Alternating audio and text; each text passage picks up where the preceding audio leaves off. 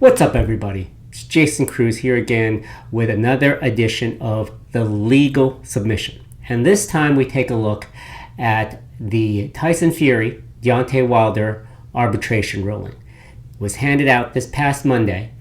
Daniel Weinstein, a former federal judge and now a big-time arbitrator, determined that Deontay Wilder is deserved a final title shot against Tyson Fury. This relates to their February 2020 bout in which Tyson Fury prevailed.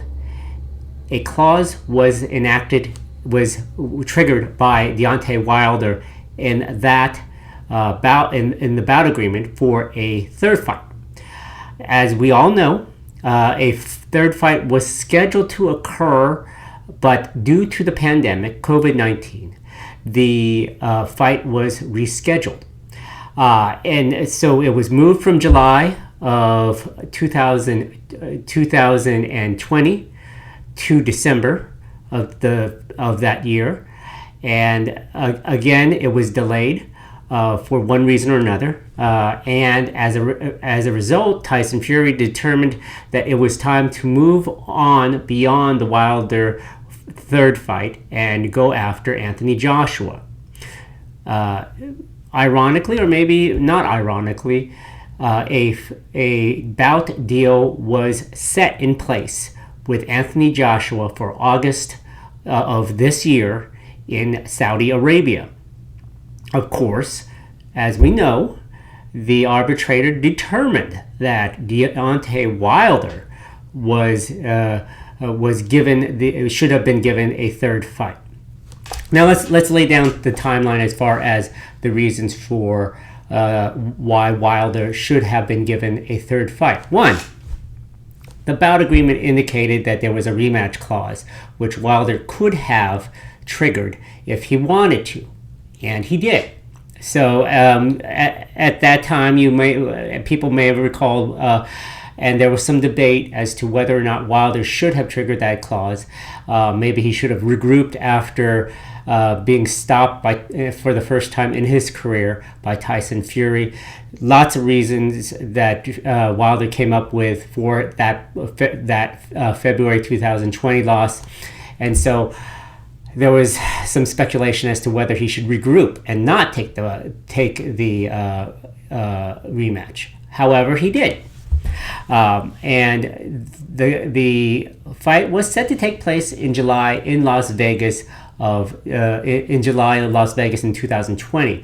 As we know, the pandemic stopped everything. Boxing, unlike maybe perhaps the UFC, relies a lot more on attendance and big fight attendance.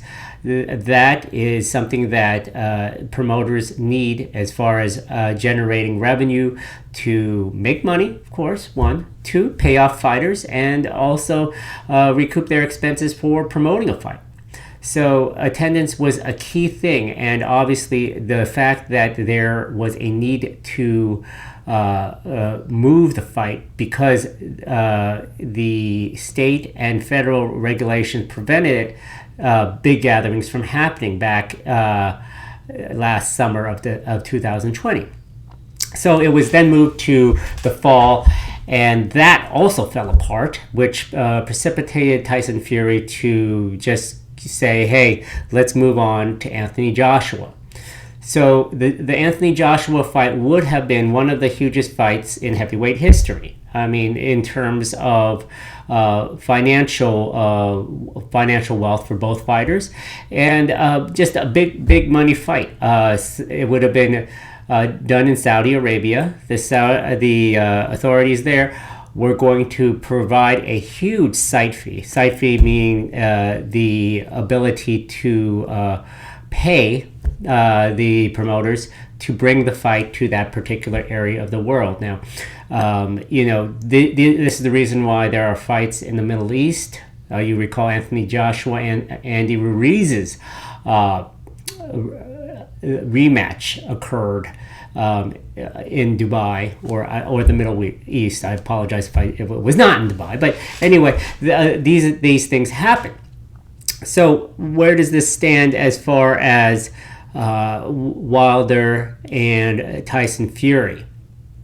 Well, we don't have the actual opinion from the arbitrator, but the arbitrator likely decided the fact that the extenuating circumstances prevented the third fight from occurring within a certain timeline, that the timeline should be told, meaning that they put a halt to the timeline and allow Wilder to fight.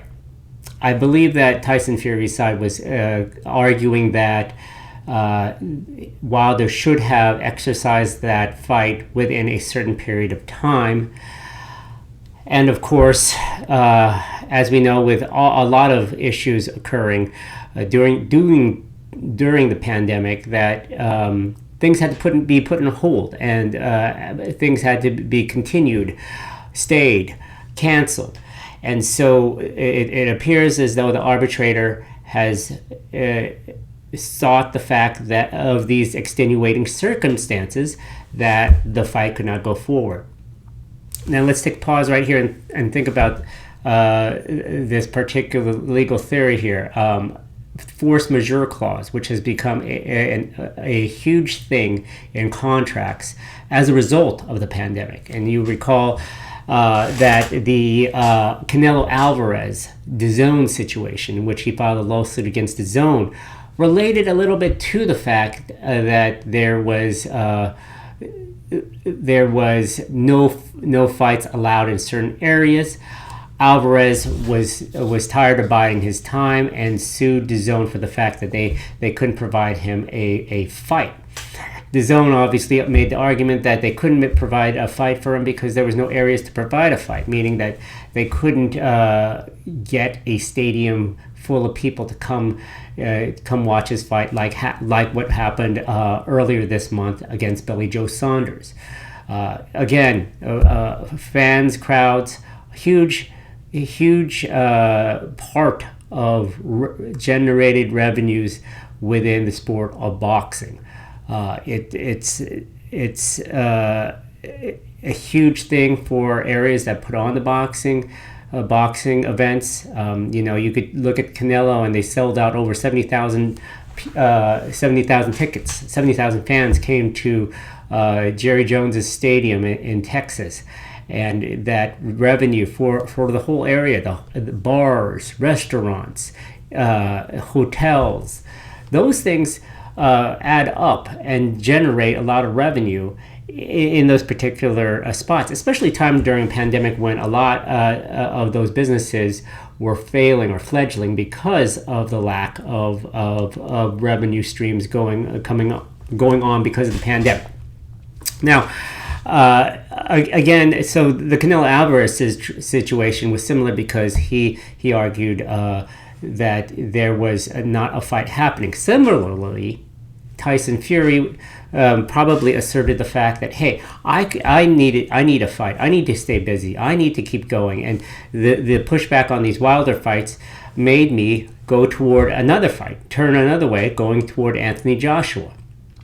And from the Joshua perspective, Matchroom Boxing, which is Joshua's promoter, Eddie Hearn, as we know, seemed a little upset by the fact that their arbitrator ruled in favor of Deontay Wilder. And there was argument as far as, hey, Top Rank, which is Tyson Fury's promoter, indicated to Matchroom Boxing that, hey, the arbitration is no big deal.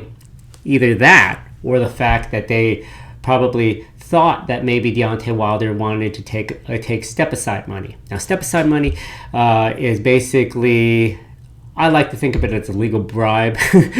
Basically, you have a right to a fight, but other promoters or other fighters or their camps will say, hey, here's a certain amount of money. You sit this one out. You could have next ups while we take the fight. Now, it's clear, abundantly clear, that Wilder is not going to take any step-aside money. Bob Arum, Top Rank, said they're not going to do a step-aside issue here. So it does appear, as speculation points, that there is going to be a fight between Deontay Wilder and Tyson Fury in Las Vegas in July. So we are skipping Anthony Joshua. As a result, there's dominoes falling. The WBO has notified Eddie Hearn that Anthony Joshua needs to negotiate with the WBO's challenger for a fight that should happen. Now, it's very interesting that these dominoes fall, because now it creates a certain level of movement within the boxing industry, especially in the heavyweight division. As we see fights going, we could see Usyk, Joshua, Wilder, Fury happening in consecutive months, which isn't a bad thing for fight fans. And certainly down the road, you could see Deontay Wilder, actually, if he defeats Tyson Fury, he could step aside, as he could step in the place of Tyson Fury and take on Anthony Joshua later in the year, at the end of the year probably, in Saudi Arabia, which is the proposed plan for Fury AJ if both fighters make it through this summer's fights. As far as the arbitration goes, let's go over the legalities.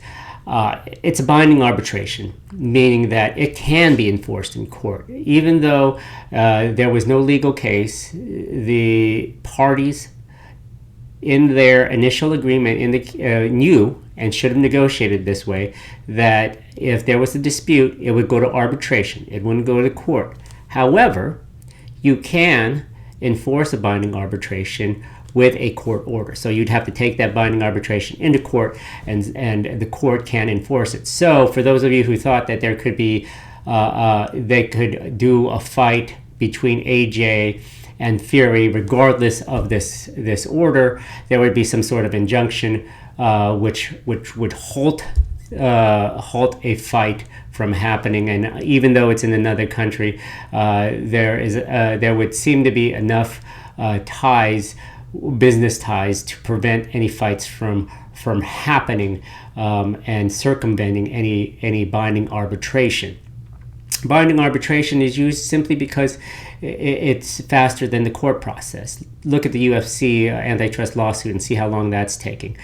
So binding arbitration, the arbitration probably had the same court rules. From reports, it looks as though that both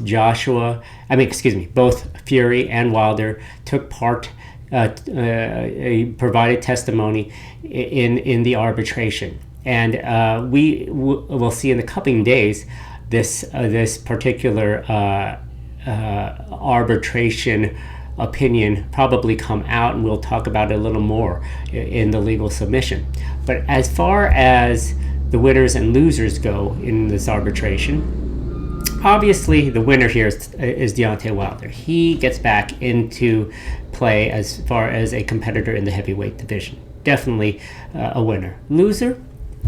Probably nobody. I mean, Tyson Fury has to fight Deontay Wilder, but still gets a good payday. Saudi Arabia could be a little bit of a loser, but they only need to wait maybe a couple more months. In December, you should have some sort of fight going on there, either AJ Fury or AJ Deontay Wilder. Also, the WBO gets Usyk in the mix against Anthony Joshua for probably a big pay-per-view in August, and we get again 2 consecutive months of big heavyweight fights. And so the winners is probably the fans most of all, because you get 2 huge heavyweight fights, and with a third likely happening down the road, and potential in 2022 for either another AJ Fury fight or AJ Wilder. We shall see. We'll continue to follow this. Jason Cruz, The Legal Submission. Thanks for listening and watching and subscribing. See you later. Bye.